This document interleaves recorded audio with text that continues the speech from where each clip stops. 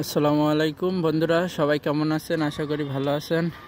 তো আজকের ছাদে পাইপ সেট করলাম 7 মাইল নার্সিং হোমের পেছনে দ্বিতীয় তলায়। ওইটা হচ্ছে নার্সিং হোম। দেখুন বন্ধুরা, এটা ফুড গোডাউনের পাশে, খাদ্য গোডাউনের পাশে। তো বন্ধুরা, আমরা এখানে ছাদে পাইপ সেট করলাম। প্রত্যেকটা রুমে কিন্তু এসি হবে। এখানে 3টা রুম আছে, প্রত্যেকটা রুমে এসি হবে। এজন্য আমরা সব 1 ইঞ্চি পাইপ দিয়েছি। হল রুমে 3টা ফ্যান দিয়েছি ডাইনিং স্পেসে। তো এখানে দেখুন, এটা আমি হল রুমে দাঁড়িয়ে আছি। এখানে একটা ফ্যান আছে, ওখানে একটা আছে, আর ওখানে একটা আছে। আর আমাদের যে মেন লাইনটা আসবে, সে মেন লাইনটা মূলত আমরা সব লাইন আলাদা আলাদা করে দিয়েছি। এখানে ডিপি বক্স হবে। এটা হচ্ছে ডাইনিং স্পেসে ডিপি বক্স হবে। ডিপি বক্সের এখানে যেই ব্যান্ডগুলো দেখতেছেন, এখানে 3-4 ব্যান্ড আছে এবং 1 ইঞ্চি ব্যান্ড আছে।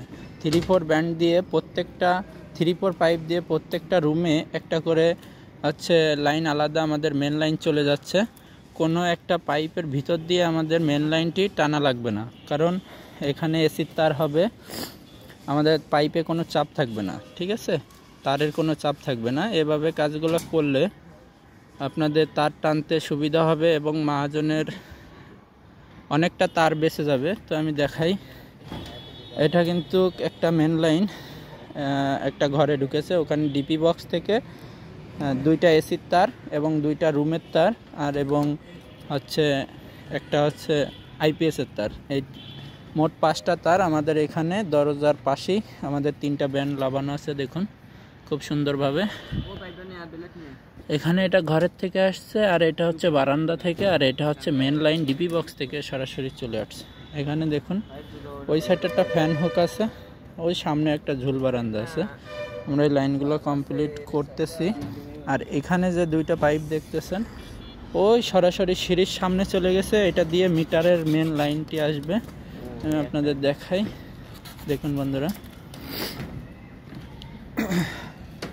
এখানে 2টা পাইপ দেওয়া আছে। এখানে 2টা পাইপ দিয়ে মূলত আমরা 2টা মিটারের লাইন 2টা পাইপের মাধ্যমে নিয়ে যাব। একটা হচ্ছে এসির জন্য 2টা তার যাবে মেন ডিপি বক্সের ওখানে, আর ঘরের যতটা রুম আছে সবগুলা চলবে একটা মিটারে, তার জন্য আরেকটা পাইপ দিয়েছি আমরা। এইভাবে মূলত কাজগুলো যদি করি তাহলে আমাদের অনেক তার বেঁচে যাবে। দেখুন বন্ধুরা, আমরা সরাসরি আমরা সোজা ডিপি বক্সে 2টা পাইপ নিয়ে যেতে পেরেছি। আর যদি আমরা এখানে এই ঘর দিয়ে ঘুরাই আমরা লাইনগুলো নিয়ে যেতাম, তাহলে আমাদের ডাইনিং স্পেসে তারের প্রচুর চাপ হয়ে যেত। এজন্য মূলত আমরা সব কিছু আলাদা আলাদা লাইনগুলো এইভাবে করে দেব, করে কাজগুলো করব, তাহলে আমাদের তারের চাপ হবে না। তো প্রায় আমাদের কাজ কমপ্লিট। ফ্যান হুকগুলো দেখুন, ফ্যান হুকগুলো দিয়ে দেব। এখানে সব ফ্যান হুকগুলো আমরা এখন পলিথিন বা কলা গাছ দিয়ে এর ভিতরে ঢুকাই দেব। কাজ প্রায় কমপ্লিট। দেখুন এখানে যে একটা পাইপ সংযোগ হচ্ছে, এটাও কিন্তু মেন লাইন 2টা ফেজ নিউট্রাল। এটা একটা রুম, দেখুন এটা ফ্যান আছে এখানে, এটা একটা রুম। রুমের ভিতরে কিন্তু আমরা এই কেবল পাইপ দিয়ে বিগো পাইপ দিয়ে আমরা এখানে লাইনটি নিয়ে আসছি। এটা দিয়ে শুধু ডিপি সার্কিট থেকে মেন লাইন এখানে আসবে, ঠিক আছে? তো আমাদের কাজগুলো কীরকম হয়েছে আপনারা অবশ্যই। এখনও আমরা ওখান থেকে ওই রান্নাঘর, ওখানে বাথরুম আছে, ওখানে আরেকটা পাইপ আমরা ডিপি বক্স থেকে নিয়ে যাব, ঠিক আছে? ওই পাশ দিয়ে ওইটা নিয়ে যাব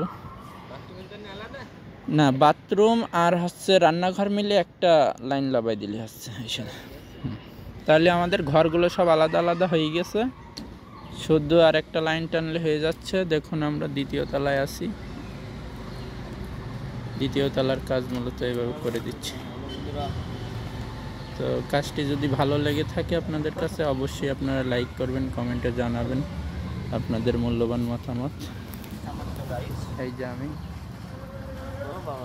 হাই